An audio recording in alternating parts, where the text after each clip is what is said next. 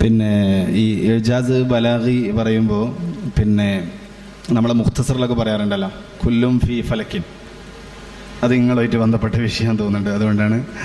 അതായത് പിന്നെ അതൊരു ഇജാസ് ബലാഗിയാണ് അവിടെ ഉള്ളതെങ്കിൽ ഇപ്പോൾ അതിൽ തിരിച്ച് വായിക്കുമ്പോഴേ നമ്മൾ കുല്ലും ഫി ഫലക്കെന്ന് വായിക്കുന്നു, അപ്പോൾ അത് റൊട്ടേഷനെ സൂചിപ്പിക്കുന്നു എന്ന് പറയുന്നു. പക്ഷേ ഈ യഥാർത്ഥത്തിൽ എല്ലാം റൊട്ടേറ്റ് ചെയ്യുന്നുണ്ടാവും. ഞാനതിൻ്റെ മറുപടി പറയുമ്പോൾ ഞാനും ഷക്കീർ ഉസ്താദ് ഒറ്റ കസേരയിലായിരിക്കുന്നത്. ഞാനും ഇവിടുത്തെ ഭാഗമാണ്, ഉസ്താദ് പ്രധാന ഭാഗമാണ്. ഉസ്താദ് നമ്മുടെ ദാറുസ്സലാമിൻ്റെ വലിയ ഖുർആൻ സ്കോളറാണ്, ഹാഫിളാണ്. എനിക്കൊക്കെ എന്ത് സംശയം ഉണ്ടെങ്കിലും പെട്ടെന്ന് ചോദിക്കും. ഉസ്താദ് കൂടി ഇതിൽ ഇൻവോൾവ് ചെയ്തേ പറ്റും. അപ്പോൾ എൻ്റെ ഒരു ചോദ്യം, വിശുദ്ധ ഖുർആനിൽ ഒരുപാട് ആയത്തുകൾ, ആ ആയത്തിൽ നിന്ന് ഓരോരുത്തർക്കും ഒരു പൂന്തോട്ടത്തിൽ നിന്ന് ഇഷ്ടപ്പെട്ടൊരു പൂവ് ചോദിക്കുന്നത് അർത്ഥമില്ല എങ്കിൽ ആ ഒരു സെൻസിൽ തന്നെ നേരത്തെ ആയത്തുൽ ഖുർആ, അതേപോലെ വിശുദ്ധ ഖുർആൻ്റെ ഓരോരോ ആയത്തുകൾക്കും ഓരോ ലഖബുണ്ടല്ലോ. ബഹുമാനപ്പെട്ട ഷക്കീർ ഉസ്താദിന് ഏറ്റവും ടച്ച് ചെയ്ത വിശുദ്ധ ഖുർആനിലെ ഒരു ആയത്ത് പിക്ക് ചെയ്യണം, എന്തുകൊണ്ടാണ് എന്നത് വിശദീകരിക്കുകയും ചെയ്താൽ വളരെ നന്നാകും. എനിക്ക് പണി തന്ന കേസാണല്ല. പറഞ്ഞതുപോലെ ഖുർആനിലെ ആയത്തുകളൊക്കെ നമ്മളെ സ്വാധീനിക്കാറുണ്ട്. അതിലെനിക്ക് തോന്നുന്നു ഈ ഖുർആനുമായി ബന്ധപ്പെട്ട് ഇതേപോലുള്ള സംരംഭങ്ങൾ ഇതിൻ്റെയൊക്കെ ഭാഗമാവാൻ എപ്പോഴും ഒരു ചാലക ശക്തിയായി പ്രവർത്തിക്കാറുള്ള ഒരായത്ത് എന്ന് പറഞ്ഞാൽ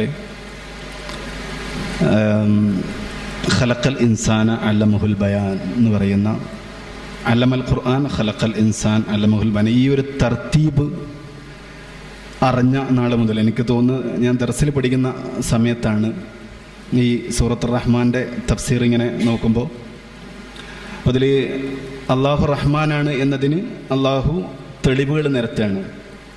അപ്പം അതിൽ ഒന്നാമത് ഖലഖൽ ഇൻസാൻ അല്ലമൽ ഖുർആൻ പറഞ്ഞു. അത് ഖുർആൻ പഠിക്കാനുള്ള ഇസ്തിഅദാദ് മനുഷ്യന് കൊടുത്തു എന്നുള്ളതാണ് അതിൻ്റെ അർത്ഥം പറയുന്നത്. മനുഷ്യനെ ഖുർആൻ പഠിപ്പിച്ചിട്ടില്ലല്ലോ, എല്ലാ ആളുകൾക്കും അതിനുള്ള ഇസ്തിഅദാദ് ഇതാണ്. പിന്നെ അത്ഫൊന്നും ചെയ്യാതെ ഖലഖൽ ഇൻസാൻ അടുത്ത് പറയുന്നത് മനുഷ്യനെ പടച്ചു. അപ്പോൾ മനുഷ്യനെ പടച്ചത് എന്തിനാണ്? ഖുർആൻ പഠിക്കാനാണ്. പിന്നെ അടുത്ത് പറയുന്നത് അല്ലമഹുൽ ബയാനാണ്. ഖുർആൻ പഠിക്കണമെങ്കിൽ അങ്ങനെ എളുപ്പത്തിൽ മനസ്സിലാവില്ല, അത് പഠിക്കാൻ വേറൊരു സിദ്ധി കൂടി വേണം. ഖൽഖ് വുജൂദ് മാത്രം പോരാ, ബയാൻ വേണം. അപ്പോൾ ഈ ബയാൻ ഉണ്ടെങ്കിലാണ് നമുക്ക് ഖുർആൻ പഠിക്കാൻ പറ്റുക. അപ്പോൾ ഖുർആൻ പഠിക്കാൻ വേണ്ടിയിട്ട് മനുഷ്യനെ ഖൽഖ് ചെയ്തു. മനുഷ്യനെ ഖൽഖ് ചെയ്തതോടൊപ്പം മനുഷ്യനെ ഖുർആൻ പഠിക്കാനുള്ള ബയാൻ എന്ന് പറഞ്ഞ കഴിവും പടച്ചു തന്നു. ഈ ഒരു 3 ആയത്തുകളെ സമന്വയിപ്പിച്ചിട്ട് റഹ്മാൻ ആയ റബ്ബിന് ഖബർ പറയുന്ന ആ ഒരു തർത്തീബ് എനിക്ക് തോന്നുന്നു പെട്ടെന്ന് ഓർമ്മ വന്നത് അതാണ് മനസ്സിൽ.